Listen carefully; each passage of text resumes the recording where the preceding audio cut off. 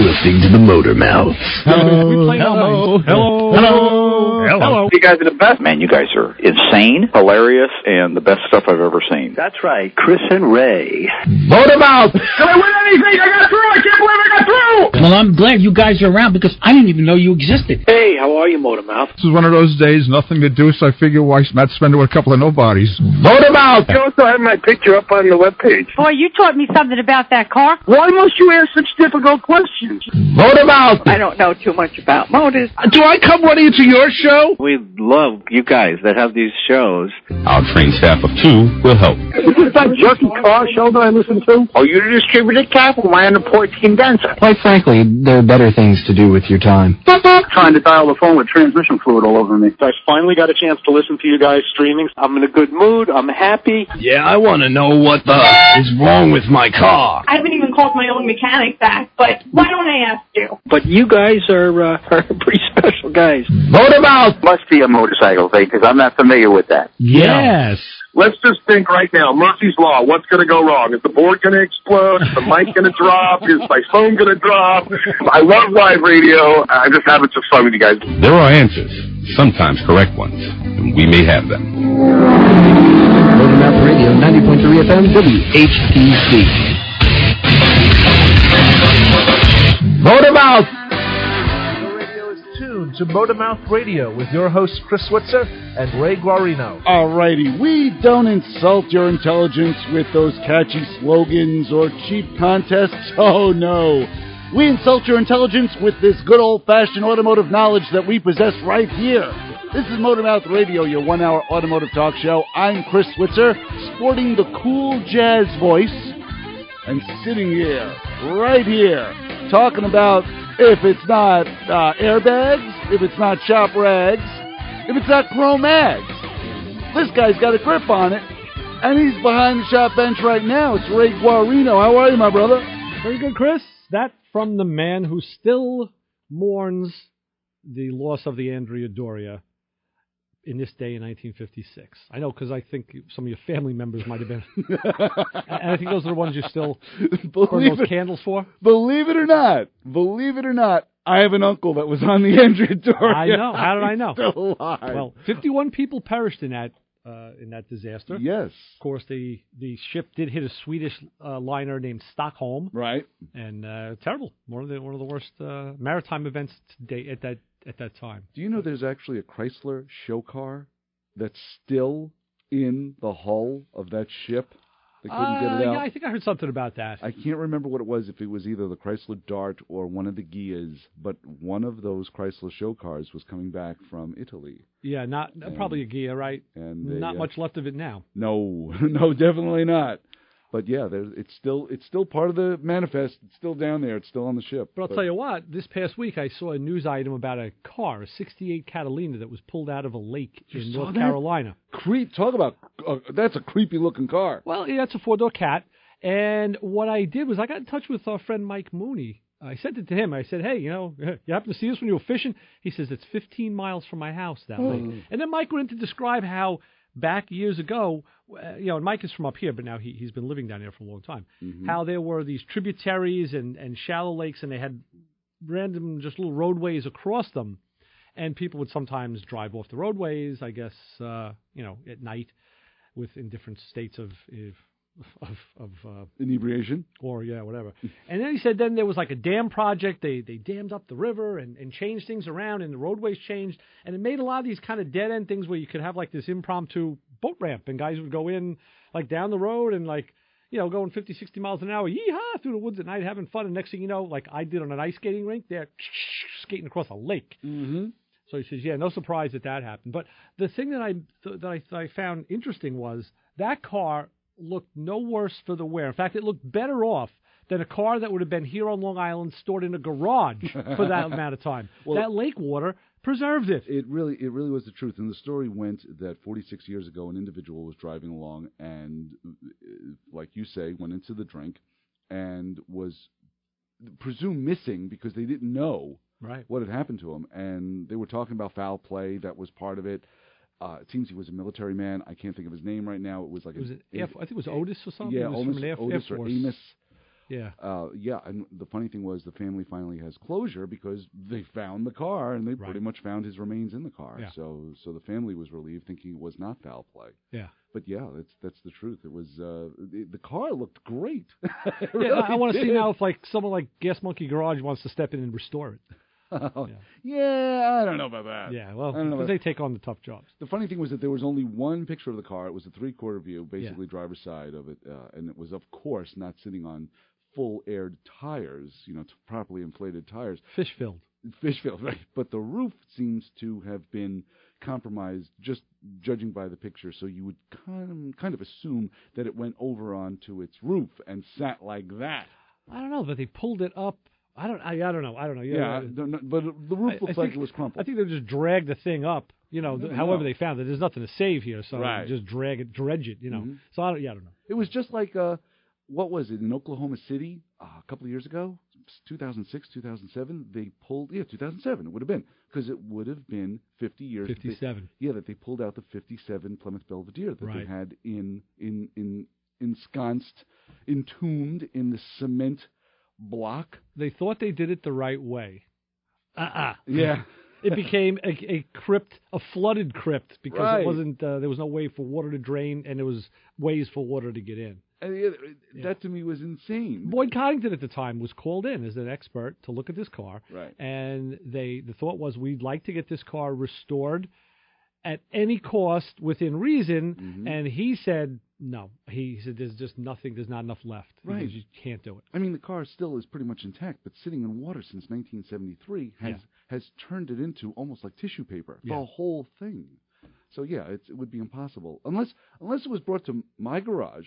I had my welder and all of my L brackets that I got, all of my sheet steel. Yeah, I can probably do something. All right. Well, they called the wrong guy.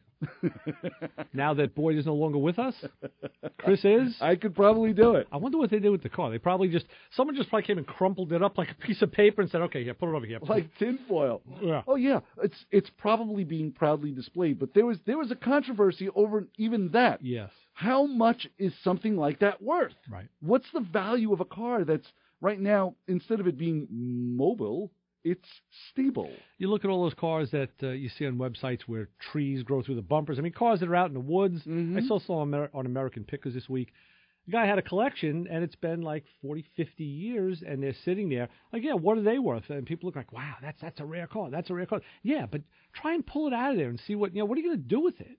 Come on. I was reading some magazine about cars that were stuck out in this field, and someone tried to pull. It was a 1960 Mercury Park Lane convertible, and they grabbed the front of it and started to pull it, and the back of it stayed there. Sure. Yeah, the whole front of the car, and up to the doors came with the pickup truck. Not surprised. The back of it just stayed right there. Yeah, and that's the frightening part because you're pulling a car out of the weeds, but the ravages of rust because of the humid dirt that it's been sitting under for all that time. It's impossible, and it's amazing how cars can get so damaged, my Pathfinder included, that when you see it, you look under it and you go, this dopey thing was parked on grass for a certain time. I didn't know what I was going to find when I had to pull my Nomad out of Steve's collision out of his yard because tires had gone flat. The car was sick. The leaves from the ground were up into the engine compartment. Right. They were deep.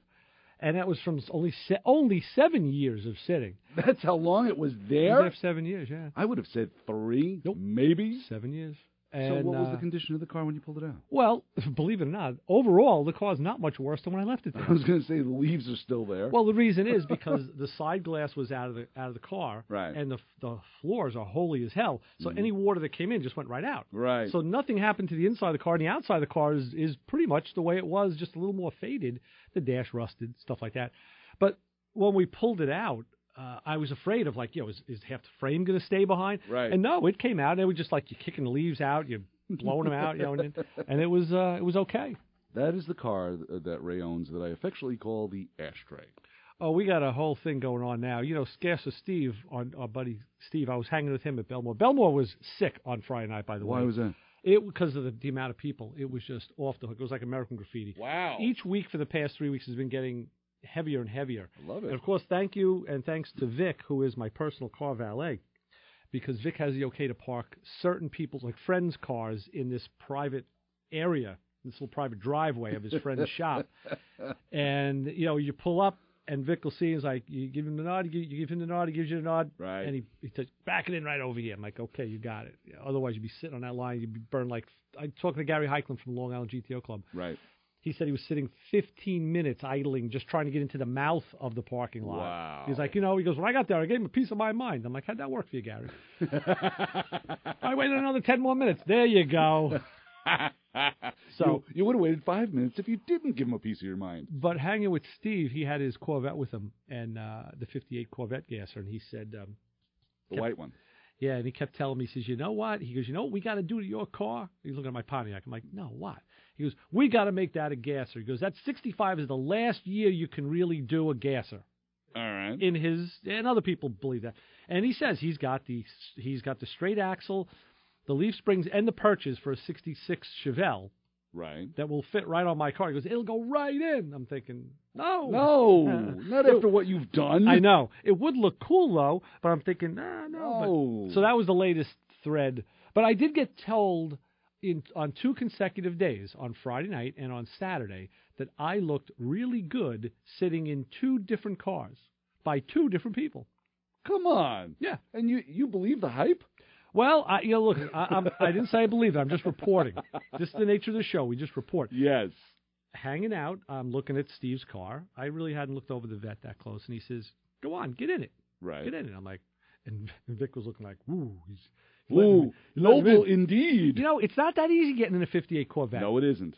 And it's harder when the nose is like angled high like this. It's sitting like a jet fighter. Because the floor is kind of flat in that car. Sure is. So I got in that car, closed the door, and put my arm out the window. And Steve and his wife was standing there, and he said, yeah, you look good in that car. I'm like, I'll take it. Yeah, that means he wants to sell it to you. I'll take it. And then I went to Rolling Thunder on Saturday to pick up some stuff, and I took the Pontiac. So I'm trying to put some mileage on it. Right. And as I was leaving, John says, hey, you brought the Pontiac. He says, you look good in that car. Wow. I was like, hey, thanks. I said, I hope so. Holy moly. So. That's very good. Good for the ego. Stroking the ego right here at Motormouth Radio. You can call us, too, if you feel like it, 516-572-7440. Hear the sound of my voice live. 516-572-7440. I wish I can keep it like this. What'd you do? I have no clue. No clue what I did. I have just woke up next, and everybody was looking at me funny because I'm trying to make coffee. No, definitely not. No, spray that Lysol in your throat. Yeah, no, we're not in pain here. 516-572-7440. Oh, there's time. Thanks. You can also watch what we're doing. You can see what's on Ray's T-shirt. He has a T-shirt I haven't seen in a while. You can watch Ray's T-shirt on vaughnlive.tv/motormouthradio. And if I just bring up the camera, there it is. You can see us both in Ray's golden tan. Either that or he didn't wash his face, but he's rocking a nice tan, maybe a nice shine going on. Chris is wearing his mink coat today. Yes. Have you ever shaved those arms? I'd like to take my shear to you. I really would. Do you know I actually shaved these arms once? Believe it or not. When you were 12? I was 18. Oh. I had just watched the movie Breaking Away. Yeah. Remember that movie? I remember the bicycle name. movie? Oh, yes. Okay. Yeah. Okay. And I thought, I was getting into bicycles at the time. I said, I'm going to try and make myself more aerodynamic. Put on a suit. Well, that was the only time that happened. And thankfully, the bicycle phase came and went. All right. But yeah. I'll give you something for your header for the radio show, for the descriptor. On motormouthradio.com? Yeah, you always seem to find something obscure from the show. It's usually something you say. Well, other people too. You're much more entertaining on your one-liners recently. Speaking from my Sweet Friends library over here. And also, you look very good sitting behind the shop bench there. Thank you. So do you. Why is it when because I am a modern man and I do tend to, what's the word? I do groom myself. I make sure I, explains the trim the and shears. exfoliate. Right. Yeah, so every once in a while, you can trim your chest hair a little bit with the not the razor, with an electric razor, because it gets, I don't like that. Right. When it tough cascades off the bottom of your collar. So I agree. So the same trimmer that I trim my mustache and beard with, I'll use on that. But why is it? It's like chest hair for some reason, in particular. Yeah. If you trim it too short. Now I know guys who are weightlifters, that's why I should ask. it always itches like a mother. When it, Sure. Why doesn't your head hair itch when it comes back in? Why doesn't your arm hair? I don't shave my arm hair, but you have. Why doesn't my mustache itch? It did itch. It did. When I put a long sleeve shirt on, I was like, what is it? I for like a week and a half, I'm like, oh, why'd I do that? Why'd I do that? Well, let's take a break. All right, let's do that. I think we need one of yeah. We have to go grow some new hair. Right. After the chest hair doldrums, we still have to take a break. Yeah, put the nair away. 516-572-7440 is the phone number. That's Ray Guarino behind the shop bench. She's looking really good. Take a look at him right on VaughnLive.tv/motormouthradio. I'm not in the car. We also have the Motormouth Radio Honor Group of the Hour, so pay attention. Drivers who received a recall notice in the mail. So if you have an issue with I got one. If you have an issue with your airbag, your front suspension, or the fact that your car is prematurely rotting away, take a look at that recall notice that you got in the mail. And if you got one, you're part of the Motormouth Radio Honor Group of the Hour. Please keep it where you got it, because there's a lot more of this insanity coming your way, I swear. The Motormouths will be right back with your car questions. Give us a call at 516-572-7440. This is Glenn DeMilt. Join me every Tuesday and Saturday afternoon at 5 for 2 big hours of music and memories with the chairman of the board. It's Frank Sinatra on Sinatra Serenade. Each week we'll take you on a musical journey through the career of this entertainment icon. It's all about old Blue Eyes. So listen to Sinatra Serenade on WHPC 90.3, the radio voice of Nassau Community College. Streaming online at ncc.edu/WHPC. Your car not running right? Let the Motormouths help you out at 516-572-7440. It's amazing what you find on that little mini disc player. 516-572-7440 is the phone number. We are going to go to the phones. We are going to go right to what Ray calls the fun. And we're going to say, hi, you're on with the Motormouths. Hello? Hello, who's this? Hello, Gary calling from Freeport. You're the best thing since a distributor cap. What's up, Gary? What's up, my brother? How are you? Hey, what happened in Freeport last night? How you doing today? I tried calling before, but regardless of that. Yes. Anyhow. Gary, I tried cruising through Freeport last night. What the heck was going on, man? Like, everybody and their mother was driving through Freeport last night. Yeah, well, this is the common thing that's going on down here. It's like you got the rice rockets freaking ripping up the street, and all the... It's just terrible. It's like there's no peace. Well, the good thing for me is a lot of people were going down towards the Nautical Mile, and I wasn't. Yes, and all the boats go out. There must have been some kind of shindig going on down there. Yeah, I guess. Hey, you gave Chris a heart attack. Yeah, that's okay. Yeah, I got to tell you, man, Freeport was happening last night. It was a busy town. It gets to a point where it gets to be annoying. Anyhow, regardless of that stupid, silly question. Talk to us. Okay. What's the difference between a wheel cover and a freaking hubcap?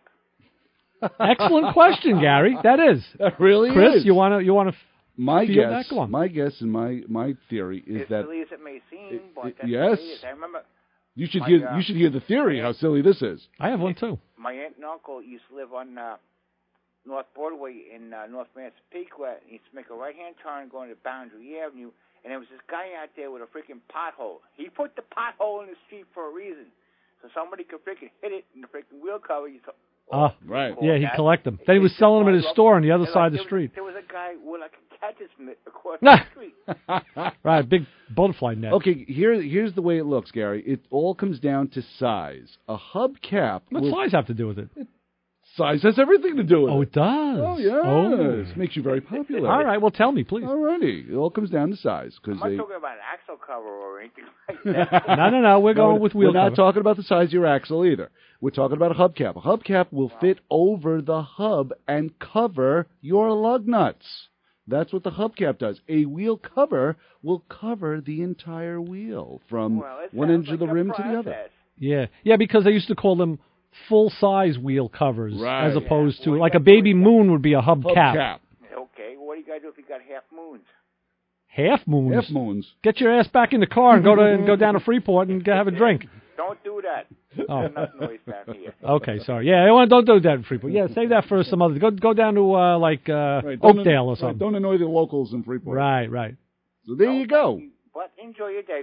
Thank you, Gary. Thanks, Always Gary. a pleasure. We'll talk to you soon. Okay. Bye-bye. 516-572-7440. Either way, you need your nuts covered. Yeah, he said, but enjoy your day. So he threw a last little crack in there. Little crack. Hey. 516-572-7440. As I said, I was looking for something to do last night. I've been trying to, I went to Belmore Friday night, came home, and it was like, as I'm driving home, like, it is so nice out. It's cool. The car responds nice. It's nice to drive the car with cool air coming through the radiator. You're not stressing it in the heat of the day. And I'm like, This is when I should be. It's like, but I live like 3 miles away. It's like, this is almost like anticlimactic. And I said, I gotta take a drive. So last night, I said, I'm taking the car. I'm taking the drive. Right. And I was going to go to hang with Ray Rendina and the Road Gents. Oh. Because their cruise night's out in West Islip. Okay. And I said, cool. Cruise out to West Islip. Get me like a 30-mile run each way. Yeah. I almost went. Yeah, I got tired. Now my wife, we had to go to Lowe's, did some shopping, and I actually prepped the car. I was ready to go. I had asked Joe D if he wanted to come out, but he couldn't make it. So if Joe was going, then I definitely would have gone. But we got back from Lowe's. I said, you know what? I'm kind of tired. I just felt myself kind of slowly petering off from that busy day of stuff. And I said, you know what? Screw it. I just went for a drive and I stayed local. And I was going to say, this is why there needs to be more local cruise nights, more local drives. Oh, there are, though. Yeah, there really does need to be a lot more of them. The reason being is because we all don't have the stamina we used to. Oh, yeah, you're right. I would drive to Maryland for a cup of coffee at one time in my young life. Now it's are you crazy? A couple of the guys at Belmore I was hanging with at the end of the night, 2 younger guys. One of them was 30 and the other one, I don't know, maybe a little younger.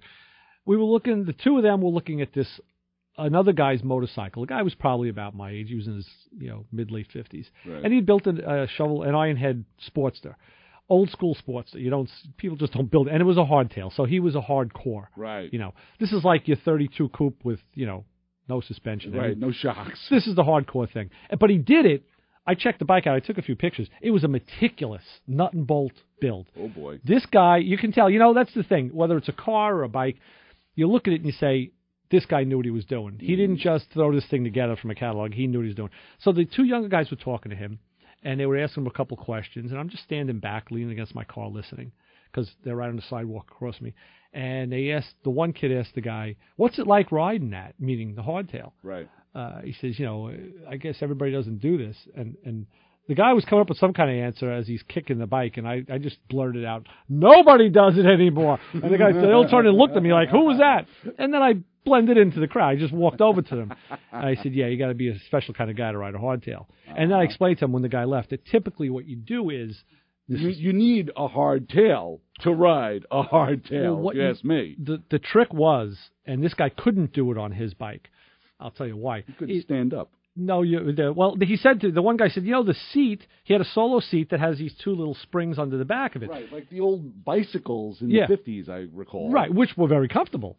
He said, well, the seat had springs. I said, yeah, what they do is when the suspension bottoms out on a pothole, those springs act to pogo you up off the handlebars. I said, they don't do crap, really. On mild stuff, they work. I said, no, the trick was and is what guys do is they'll run a more modern tire with a smaller sidewall, but they'll run the tire pressure down at like 20 psi. Okay. So the rear tire now, because it's like a set of slicks where you see the car like boop, boop, boop, bounce on the slicks. How's that bouncing again? It's boop, boop, boop, boop, boop. Got because the suspension. This guy was running, he stayed true to form. He ran old school front and rear tires that were bias ply, square shouldered. Wow. You can't run them at low pressure. You blow them off the rim. Yeah.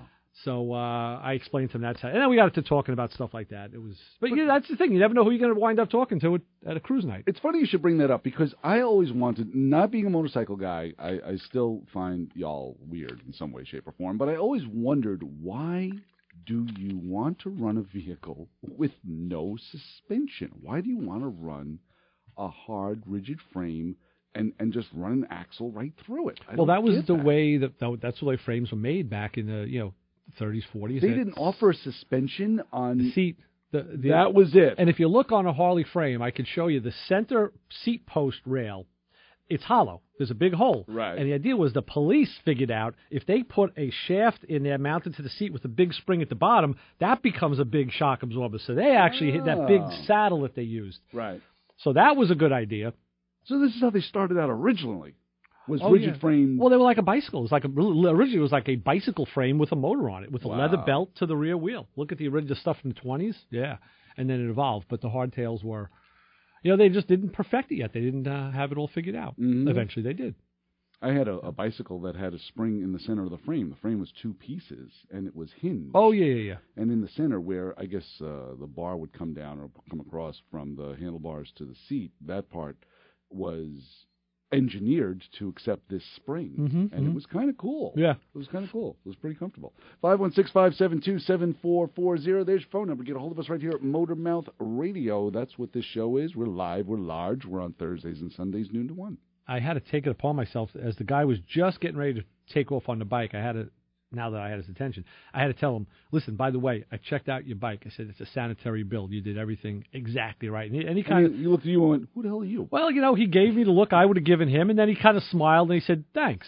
Because, then you said, you look really good on that bike. Yeah, right, I should have. I think he realized he was talking to someone who appreciated the work and knew what he had done. And then when he left, I told the other guys, I said, listen, that guy, obviously, this wasn't his first rodeo. I said, it's not the first bike he's built. Just like, and you can insert car, truck, boat. You could tell, right? Yeah. Like this guy, this was the bike, like as I'm building my car now, I'm using all the accumulation of information from the years and the things I learned about hardware and placement and I'm incorporating it all into this build. And fixing all the mistakes that you made 30 years ago. Absolutely. And you can tell that's what this guy did with this build. It was all right down to the hardware choices. Everything was perfect. Really? And it was all, like I said, it wasn't his first rodeo. Right. And these guys, and then I found these guys are riding bikes themselves, so they're not just outsiders looking in. And it was pretty cool. But like I said, again, to reiterate, that's if you open yourself up and talk to people, that's the kind of people you meet at a cruise night. Just guys who are into the same thing you are. Right. Whether they're younger, older, same age, whatever. Unless you're at the cruise night in Brooklyn, New York, and then you're discussing fuzzy dice and Blaupunkt radios and taking the fender skirts off of Coupe de Villes. Yeah, right. There you go. 516-572-7440. Give us a call. And you can hear the grovelly voice that I'm running with right now, which I still have no clue why, but I'm liking the sound of it. So what did you do this weekend? What was your Friday, Saturday night fun? You know what I did? No. I found that I have some sort of possessed being living in the TR6. Oh. I found this out. I was literally trying to figure out why it was running so badly. Lord Bentley's demonic cousin? Oh, there's one the size of $50 under there now. Sweet. A spider you would not believe. When you go through spider fillet. You know when you go through a spider web and it's like you've gone through a mosquito net. It's like screen. Oh yeah, and I was under there. I was under the car. I wanted to fix the sway bar. I literally lost one of the sway bar bushings. Oh, you wanted to sway more? It was if I didn't attack this problem. It had split. I found it on the ground. Actually, my wife took a picture of it and said, "Is this part of yours?" It was like half of a bushing. I said, "Yeah, I think I know what that was a crumpet from the afternoon tea." So I was under there, and of course, Lord Bentley comes up to me and goes, "What are you doing? Yeah. What are you doing? What are you doing to my house? What are you doing? You're messing up my stuff here. You're rearranging my furniture. Get out." You should have had him weave a web over the bushing and recreate it or something. So I was able to replace the bushings. Where'd you get them? Out of the junk drawer that's in out of those small little cute little parts drawers you gave me years ago. Okay. I kept a couple of bushings in there. Were they for the TR6? Of course not. All right. So okay. So you MacGyvered the bushings. All right. Well, I MacGyvered the sway bar. Oh, okay. So it's like a coat hanger doubled up with a couple eye hooks. Yes. It was a sway bar that it was an aftermarket rear sway bar, and it came with hardware, but the hardware was like pretty much you don't drive the car hard enough to need a sway bar. What you should have used it as a structural chassis brace is what you should. You should have welded it to each chassis rail. That would have been something that would be worthwhile. So I replaced it, and I thought to myself, it's time. Let me see if I can fire it up, because I think I told you about a week ago I had tuned it up and got it running really, really well. Yeah, right? We were all impressed. Yes, so was I. Not as impressed as I was. But when we get back, I want to talk to you. I don't want to hit that button, but I do want to talk to you about what pretty much has been possessing my vehicle lately, and I still can't figure it out. and your calls at 516-572-7440. There's your phone number. You can check out this fine upstanding program that we do every Thursday and Sunday. You can check it out on iHeartRadio. You can also check it out on Performance Motorsports Network. I'm Chris Crunchy Voice, right here on the air everywhere. Ray Guarino is behind the shop bench. Please keep it where you got it. Got a lot more of this insanity. It is coming your way. I'm telling you, it's coming your way. Your car not running right? Let the Motor Mouths help you out at 516-572-7440. WHPC Garden City, New York, the voice of Nassau Community College. Join WHPC's Daily News Wrap-Up, weekdays at 4:30 p.m., bringing you a complete report of the day's news home and abroad, as well as sports, weather, and many other informative features.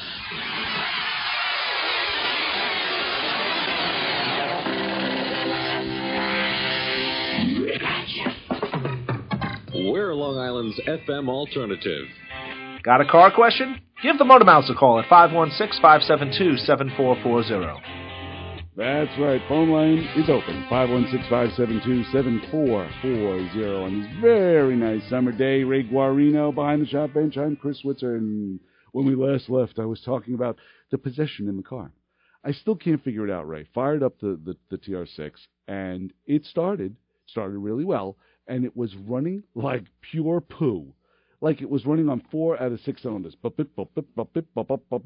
And I'm blowing blue stuff out of the tailpipe. Blue, green, yellow stuff's coming out of this tailpipe. I don't know what the heck it is. But it had this overwhelming smell of like... spider parts. Burned... Just, you know, it's just burnt combustion. It's that really stuff that sticks instantly to your clothes. I went to go rev it, and I did. I gave it like 2 blips, and it still ran badly. You should be going, vabba, vabba, vabba. You know what you should be doing? You should be doing something like this. I'll show you what you should be doing. The funny thing is I do that enough to this poor car. Yeah. What do you got? What do you got there? Can you try it? Let's see if this will work. Oh. Go ahead. Ray's got his phone. Come on. He's got his phone. He's trying to wrestle with technology once again. He's holding his phone up to the microphone. You can see it on VaughanLive.tv/motormouthradio. Didn't sound like that. That's sweet, huh? That is. You know what that is? That's Steve's gasser. Anyway. That's Steve's 58 Corvette. Right. Okay, so continue. It did sound good. You got to get that car on the highway, I think, and blow it out. You got to do the Italian tune-up. Well, I blip it a couple times, up, and I watched it, Ray. It went, and then all of a sudden just mellowed right out. You blew the carbon out of it, I guess. It just mellowed right out, and it ran really well. Okay. I was overwhelmed because I was going to attack it with the screwdriver. So it can run with a couple of drop valves, huh? I bumped the idle up a little bit, but I was just all ready to up from 350. You went. You took it up to 400. Oh my word! Saints prevail. I can't. I'll tell you the truth. You know me. I like to get a car to idle at the least amount of turns, revolutions per minute as possible. As I was sitting at a light yesterday in the Pontiac, and I had it idling at around 8,000 RPM. Yeah, no, 6,500. I probably had it at about 900, 850, 900. Because, a new motor, again, just the same thing. You don't want to pound the crank pin. From the Harley days, I get from this. You'd rather let her idle a little higher so it's not coming down, banging that crank down. So I said, it should come down a little bit. Right. So I came home, I sat there, I just turned it down like a full turn, and then drove it the next time, and then they said, you know what, come up like a quarter turn. You kind of ease it in. Yeah, you mess with it. Yeah, ease it in. Mm-hmm. No, I totally understand that, and that's what I usually do, too. That's why I'm very glad that those idle screws are pretty much exposed. Yeah, lucky you. The problem is I have to turn them at the exact amount of turns between the both of them. Correct. Because they're both attached. There's a rod that attaches them both. You're right, Joe. Yes, I know. Yeah. Do you use one of those vacuum attachments? I do. The ball thing. I do use one, and it's just a drag because I have to pull the air cleaners off in order to use it. That's why if I'm not going crazy with the idle, I can get away with a quarter of a turn either way between the two carburetors without taking out the vacuum gauge. And the vacuum gauge, what that does is it measures the suction that you're drawing through the carburetor port. and it's got a gauge on it with like a little floating red. What's the looks like a little, what's the name looks of that like thing? a contact tablet. And it floats at a certain level of the gauge. And what you're supposed to do is you're syncing up the carburetors. Right. You use it for multiple What's the carburetors. name of that thing? The Roto Sync? It's got a name. Yeah, it does. And I can't think of it offhand. I never owned myself. one. I actually have the Carb 6. I have the mercury manometer with 4 channels of mercury. And but you can use 4 vacuum gauges, too. And the other one, I had the digital one for the Corvette, for the 2 throttle bodies. There was a digital one. I think I lent you my digital one, too, my That newer was the digital one. That's right. Okay. That was the one. I used it right. So you had my digital one. Right, I used your digital one. That's why. Unison, or Unisync, Joe. Yes, thank you. Unisync. Thank you, man in the clouds, almighty Joe. Just to clarify, if you happen to look at a vacuum gauge, a regular vacuum gauge, with a needle, it'll always have 2 scales. It'll be yes, it's a manometer. Exactly is what it is. It'll say inch pounds of vacuum, or it'll say HG. It'll say pounds HG, which is mercury, or inches of HG. It's because it's a standard of how many inches of mercury equals atmospheric pressure, and that's why you'll always see that mercury referred to. It's always calibrated. Any gauge you get that's going to measure something like that is calibrated with the mercury as the standard. Mm-hmm. So there's that. So anyway, yeah. So I was able to I just bumped the idle up a little bit, quarter of a turn. And I got it up. I got the idle up to around 800. 800 RPMs. The funny thing is, it idles kind of like a lope, so you won't. Cool. You won't get the tack to sit perfectly. The needle to sit perfectly as it's running. It kind of bops a little. That bit. could be See, that could be the property of the tachometer just as well. I don't think it's a property of the way it was designed. It could be the tack that's actually not fluid enough. Possibly, yeah. You know what you do? You put an external tack on, put a tack dwell meter on it, and see how that needle, and if that needle sits still, it's a tack in the car. Mm-hmm. But it's a mechanical affair, I think. I don't think it's a... It's a cable-driven tack? Yeah, I think it's cable-driven. So the cable could be a little dry. That could be. They need to be lubed occasionally. When was the last time you did yours? I never did it. Right. Yeah, you're supposed to... If you look in the service manual, in the FSM, they'll have it'll probably be like every 1,000 miles, put 3 drops of British racing oil, or Wentworth brand oil. Yeah, or like Guinness Stout in the. They might even have a little. Some of them I've seen, the early Corvettes on the tack drive distributors, which Steve has in his car. Some of them had that little vent cap. You lift the little springlet, and you put a couple drops of oil. There's a little wick pad in there, and you put a couple drops of oil in. That's what I miss about my '59 Caddy. It had those little tiny oil ports, and I would go around with. For where? What? There was one at the power steering pump. Huh. There was one at the distributor. Right. Where else? There were like a handful of them, and they were all around the car. And I thought they were really, really cool because I never realized what if you're looking at an oil can, it has a long what would you call it? A spout dispenser. And on the end of the dispenser, it's very uniquely designed. It has like a ring and then divot. Yeah. Right? And it locks onto that little cup. Right. And I'm like, hey, that's awesome. You figured it out. Gee, you figured out the 1930s technology. I was very proud of myself. That's when men did car maintenance on the weekends. When you talked about, points, plugs, rotor condenser, tune it up, pull the plugs, just clean them. Guys did that. Even Ward Cleaver probably went out there once in a while and, and oiled his distributor. The DeSoto. Yeah, before he went in and beat the beaver. I can't believe you just Well, said Wally that. used to stop him all the time, but he still, Beaver used to take the brunt of it. I can't believe you just said that. Yeah, well. I got Gary with Shindig and you. Oh, Shindig, yeah. Yeah, Shindig, the old beach movie. So the TR6, I think once you get it out and drive it and get the fresh gas circulating through it, blow out the stuff, I think you're well on your way. I haven't. What's the next thing to check? Well, now that I got all the bushings pretty much put back together again, and mind you, we're not talking about anything so high tech. It's a bushing. Sure. That's all it is. Is it back on its own paws? Yes. Yeah, it is. Oh, wow. Yeah, it totally is. So I'm very happy that it's now back on the ground. And the funny thing is, it's a hell of a lot lower than I remember it. Yeah, right? I know. I know. When the car is in the air, when you have it up on jack stands, and it's almost like, it almost comes up to a little bit above the belt line. Like F-150 height. Yeah, and you're like, hey, this is pretty cool. Then you drop it on the ground, and you're like, wait. Oh, my back is going to hurt. Well, that's what happened. I had my car up on jack stands for 3 weeks, waiting for this master cylinder to come back. Right. And so I could get under it easy. Of course, working on top was a stretch. I used a step ladder. And then when I dropped it back down again, I'm like, wow, this car's low. Oh, man. Yeah. But you're right. Yeah, it's totally, the spatial element of it is crazy. And I had the TR6 up on jack stands for 3 years. Wow. Yeah, 3 years. And now see, that was where you were thinking 3 years. Mine was a 7-year stretch. Yours was 3 years for the Triumph. Yeah. Oh.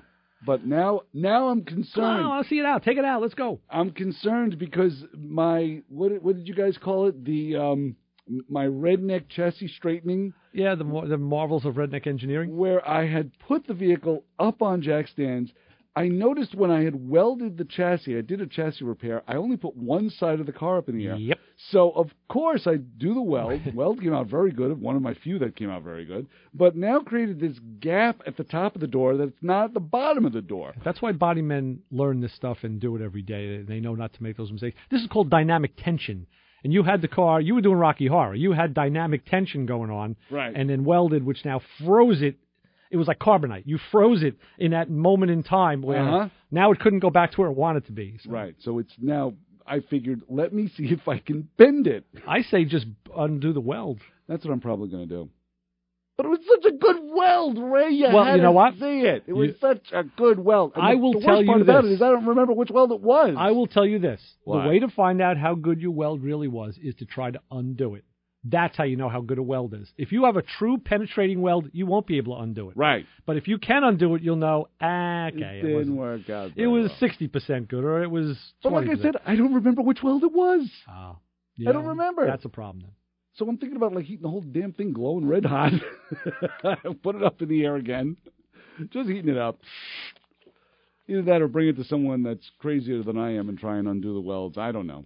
I don't know. But it was so good. Because I'm always, on that car, I was always welding on crappy metal. Yeah. Always. Yeah. I am the king of repairing crappy metal with the twirling effect of the welder, so you could almost build new metal out of the crappy metal type of welding. I could do this. That's not a problem. You give me 2 good pieces of metal, I'm lost. Yeah, the thing to do, really, the right way to do it is to cut back to good virgin metal. Right. And then block it in, make a plate, make a slug, whatever you got to do whatever you have to do to officiate the correct weld. That's the safe, correct way to do it, folks. Don't do it like we do. Or he do. Not me do. No, Ray is a lot better. Ray is definitely more of the shipbuilder type of welder. If you ever saw the welds that Ray does, I mean, the metal is bent and contorted, and the welds are like slamming in there. There's the big bubbles of metal. Oh, I can sail my ships all the time. Yeah, my ship don't bend. Kidding me? It certainly doesn't. My ship is tough. I got some tough ship. I really do. I got to say, I really do. You're so pushing it today. Just want to make sure you're awake. I have no clue who you are, sir. 516-572-7440. Please help turn this show to something. What the fudgesicle does that have to do with the TR6 anyway? I don't know. But if you could tell me, please call. 516. Because Ray's going to start talking about his tires. Yeah, right. There we go. I'm leaving those Falcon tires out of it. I am not going to go anywhere near those 4 Falcon tires I put in that car, because now I'm using another brand. But anyway, I digress. Hey, next, I secured us, it's cricket season for guests right now, apparently. Yeah, as you can tell. I reached out to this guy who wrote the welding book, Jim Utrick, I think, but he hasn't gotten back to me, so I have to find him again. But I did have correspondence this week with none other than a man on our promo who said we're insane. Mr. Mark Warman. Ooh. The chief cheech and perpetrator in charge of Graveyard Cars on Discovery Channel, which now moved on Cablevision, by the way. It's on Channel 150, not 727. All right. Mark's going to be our guest next Sunday. Hey! We will have Mark calling in from Oregon next Sunday morning. That's fantastic. And, so Mark is going to play nice with us, which is good. I hope he takes it easy on us. Because even when I had to remind him that even, he was thinking about, he gave me a time that was 4 o'clock in the afternoon for us. I said, no, Mark, I had given the time thing again. I said, if you remember last time when you called, you made mention of it being kind of early. It's 9 o'clock. 12 o'clock here is 9 o'clock there. Right. I said, you made mention of not having enough coffee. I said, it took you maybe 2 sentences, and you were right up to speed with us. I said, so don't be selling yourself short. And I guess he said, yeah, these guys are no. They're lightweight. No obstacle. So we'll be talking to Mark. Because there's a new season of Graveyard Cars coming up, and there's some changes for that season. Oh, there are. Yeah, you said that there was an employee change. Yeah, some personnel change that I saw. So I want to talk about that, and we'll talk to him next Sunday. That sounds good. Very cool. 516-572-7440. So You're going to be here next Sunday to talk to Mark Warman from Graveyard Cars. We'll be talking to him, and we'll be talking to you. We're talking to you right now. 516-572-7440 and the Motormouth Radio Honor Group of the Hour. Drivers who received a recall notice in the mail this week. Don't crumple it up, gang, and take that car over to the dealer. Don't be like me, because I crumple it up and throw it away. Take it to the dealer, for crying out loud. There's some dealers that are actually offering incentives, like free oil changes or some cash. Get it over to the dealer if you can. 516-572-7440. Either that or call us and tell us you're part of the Motormouth Radio Honor Group of the Hour. Keep it where you got it. We're here. Got a car question? Give the Motormouths a call at 516-572-7440.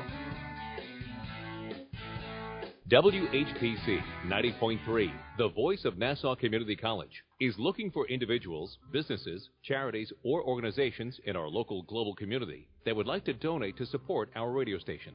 Whether you listen locally or online, here's how it works.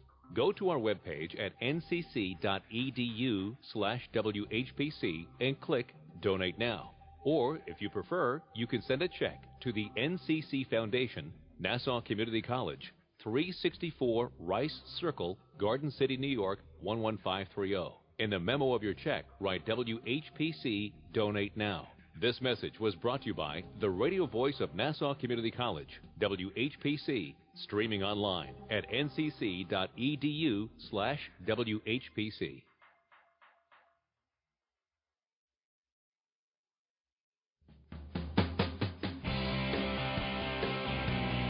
Have a question about your car or someone else's car?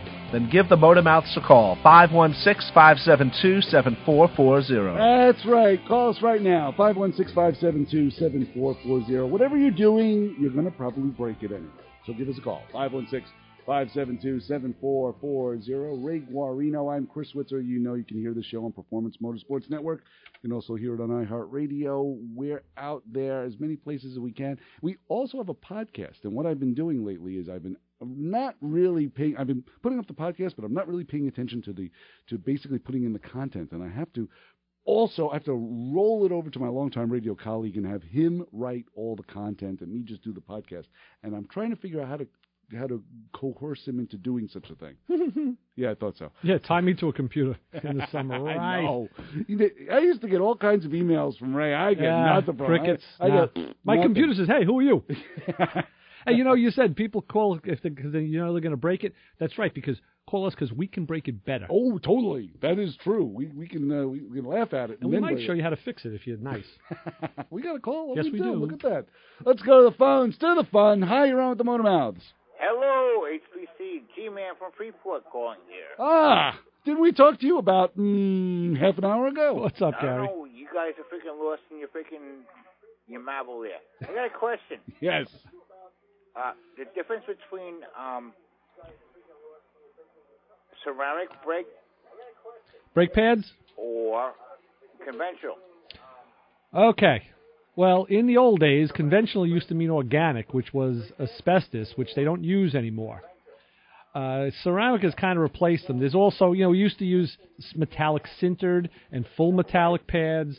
Now the brake game has changed. Let's put it this way. You can use ceramic pads where you would use the old-style organics, and they work very well, as a matter of fact. It has nothing to do with maxi pads or mini pads or iPads or anything like that. Does it? No, it's a different show. You can put them wherever you want. I'm not going to stop you from that, brother. You do whatever you want. I don't care. But, yeah, you can use ceramic pads on your regular car and you won't have any adverse reaction. Right. Don't tell me where I want them to be. That's a different situation. Yeah, well, that's what I said. You do what you want. I'm not going to tell you. Right. No, you don't have to, but what I have to say is... yeah, well, thanks for the call, Gary. Okay, I'll put a smile on your face. We'll talk to you later. Bye-bye. Be well. Always a dynamic call. Mini pads, maxi pads, ceramic pads. 516-572-7440. There's the phone number. So when you say you got to take the car out for a drive and blow everything out, an Italian tune-up, I remember as a kid, that I had a very good friend of mine who used to work at a shop, and that's what he used to do to any of these errant Jaguars that would come in. These little old ladies would get out of the car and say, the car is running, John, the car is running very, very bad. Can you take care of it? And John would be like, I'm going to take care of it. Put the accent on and everything. I'm going to take care of the car, not a problem. And when the second she was out of the picture, he would get onto the Verrazano Bridge with it, and like you said, he would just blow the shorts off it. Yeah, today you'd have to be able to blow the shorts off it at about 15 miles an hour on the Verrazano Bridge. Well, now, I'm going back, 30 years ago. Right. And then when the gangplank was new. Right. He'd turn around and bring it back the same way. Sure. With his foot in the carburetor. It was the high-altitude version. He didn't want to use the BQE. And damn, it would literally, you'd pull up in front of the shop again, it would be like... Yeah, salty air works well. Oh, my gosh, I love it. And that's why, because the people are driving the cars, a performance-based car in a way that, they were grannying it. Mm-hmm. And that's what happens. Mind you, the numbers he used to charge these people for this technique of tune-up. We took my wife's car up to Lowe's yesterday and I got on the highway. I said, you know what, we need to do, I keep forgetting, we need to get your car on the highway once in a while because she drives it around town. She never drives it on the highway. And I got her on the highway. It's good for the car. It really is. The car will respond well when you do that, I believe it. Especially if I borrow it, you get it washed and waxed. That's true. You need to borrow it again soon. Take the dent that I put in it out, too. What? Oh, yeah. I ran into the fence over the winter. Oh, for crying out loud. Yeah, the fence. I opened the gate, and as I'm backing up, the gate was closing. I didn't see it last minute, and I heard that. I'm like, oh, yeah, the gate. Okay. Son of a I did that on my gate in Brooklyn. There's still, I looked at it recently, there's still a dent in it. Because of the same thing, the gate was starting to close, and I'm backing up, and it makes a kind of weird sort of noise. With me, depending on the car I'm in, I won't do it with all the cars. If the gate's closed and I know I can get it with the bumper, I'll just nudge it with the bumper and bang, send it open. I'm too late. But if sometimes I did that once, and then I proceeded and it flipped right back. I'm like, oh damn, it got me. So yeah, you know what? You play that game, you pay that price. So tell me this: were you versed in shopping cart football? I don't know if I'd call it football with cars. Yeah, no, I never really played with cars. And I mean, I've belted a few in my day, I'll say that, but never as sport. More just as of anger. Get out of my way, I need that spot. And I was like, what are you doing? I'm moving the shopping cart. Why don't you get out of the car? That's too easy. Screw that. Goes flying down it. There was a time, I swear to God, where I would park a car in the middle of a supermarket shopping cart. You'd be surrounded when you got back. Yeah. It was like the birds. They would creep. Yeah. Like a magnet. Yeah. Right. They would just start creeping over to my car. I'm like, what the hell? Right. Get out of there. I know. I'd move the car. Yeah. No, I know.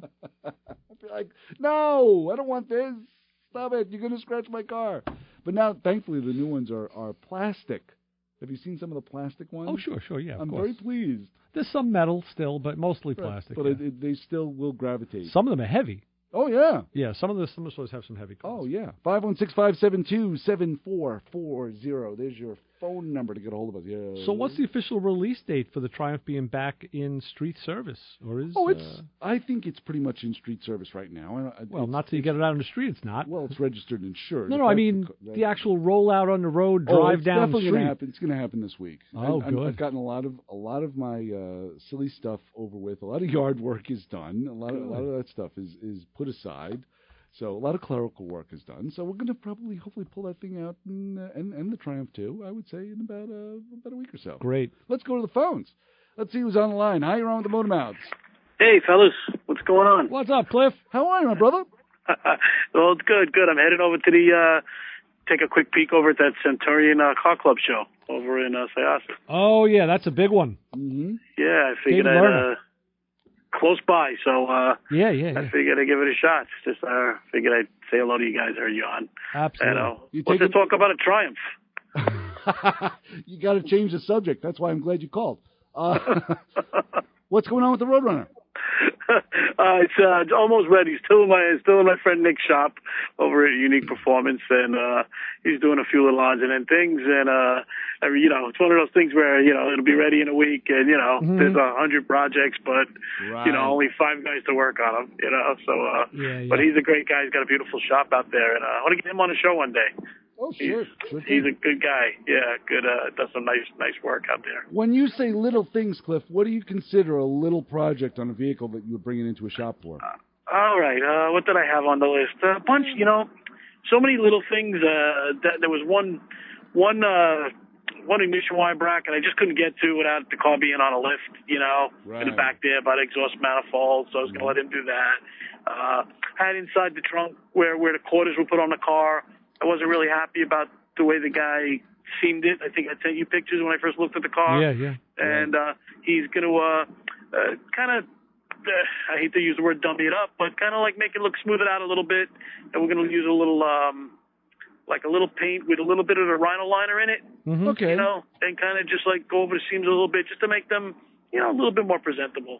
Back then I think when the quarters were put on that car, they were only available like from that body seam down. Mm-hmm. Now I think they have them all the way up into the roof. Yeah, it's a sail panel. Yeah. But I think that car was restored.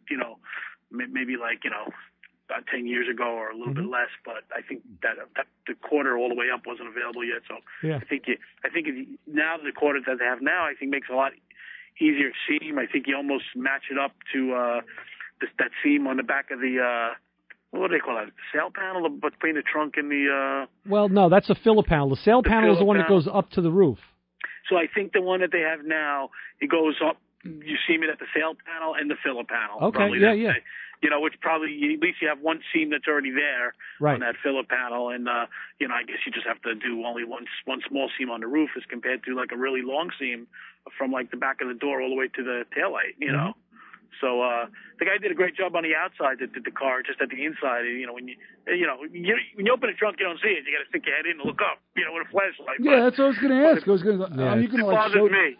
Yeah, right. That's what cracks me up because that's what I was going to say. Are you going to show this car for like a trophy, or does it just bother you? I think it's just going to be a good high level driver. Right. I don't think it's going to be like one of these OE type cars and which is something I think is a whole nother stratosphere. Mm-hmm. Yeah, definitely. But when they start telling you got the wrong markings on the head and the both heads and stuff like that, that's a whole nother thing. Like our friend from Graveyard Cars. Well, I don't know if you heard, but Mark's going to be our guest again next Sunday, Cliff. Oh, that's awesome. Yeah, we got Mark not coming in. He's going to be calling us from Oregon next Sunday. We're talking about the new season of programming. I'm going to ask him one question. Okay. Why do I see all these great restored cars with like these crappy Cornell tires on them? Oh, interesting question. I guess it all comes down to the restorer, really. Yeah, very much. I see he restores some really nice cars. He does, yeah. And then I see at the end, like I don't know, he doesn't like some of them have like the OE type tire, or maybe it's the owner's choice, I know he does do that. He said a few times where he goes, we're doing something here that I wouldn't do on my restoration, but the owner and the guy who's paying the bill specifically requested, and that's what you got to please your customer. Mm-hmm. Absolutely. Oh, good. I'll think of a bunch of questions and I'll email you. Yeah, definitely. That's a great show. Good to All listen in. All right, listen, guys. Have a great weekend. Okay. I'm just about pulling up to that show now. All right. And I'll let you know how it was. Enjoy the show. Boys. Yeah. Bye-bye. Wow. That's very cool. Cliff is good that way. He'll definitely throw some questions out your way. Oh, sure. And I love the fact that you always credit him for it. Well, give credit where credit's due. Very, very true. Well, so we got what do we have now? Thursday's coming up, and no guest for Thursday. But Not yet. Mark and it's been pretty good. There's been some guests that have been dropping out of the sky lately. Yeah, we went through a fertile period now. You know why? Because now, like in my own life, I've been busy with some other things, so I haven't been able to make the phone calls and track people down. So it got a little dry. Plus, in the summer, people are doing other things. They're traveling, they're vacationing, so they're not always available to be a guest. And they're not listening to us. Absolutely not. Well, that looks like it, Ray. We're gonna roll this thing right into the drink right about now. I reckon it will be like a '68 Catalina. Find us in the lake if you want. Later on tonight, we'll be sipping cool lake water mimosas. You'll be able to check out this program we'll be able to re-air the video for this program, so you'll be able to check it out later on this evening on motormouthradio.com. We finally figured out how to do it. Put it up early again. It was nice last week having to show up at 9. We're going to try to. We're going to try. I'll talk to the webmaster, but we can replay the video. We can replay the video. It's kind of cool. And you can also check it out on Performance Motorsports Network and iHeartRadio as well. For Ray Guarino, I'm Chris Switzer. This is Motormouth Radio. Oh, and there's a podcast, too. This is Motormouth Radio. And our favorite advice to you is, don't follow us home. See ya. Bye.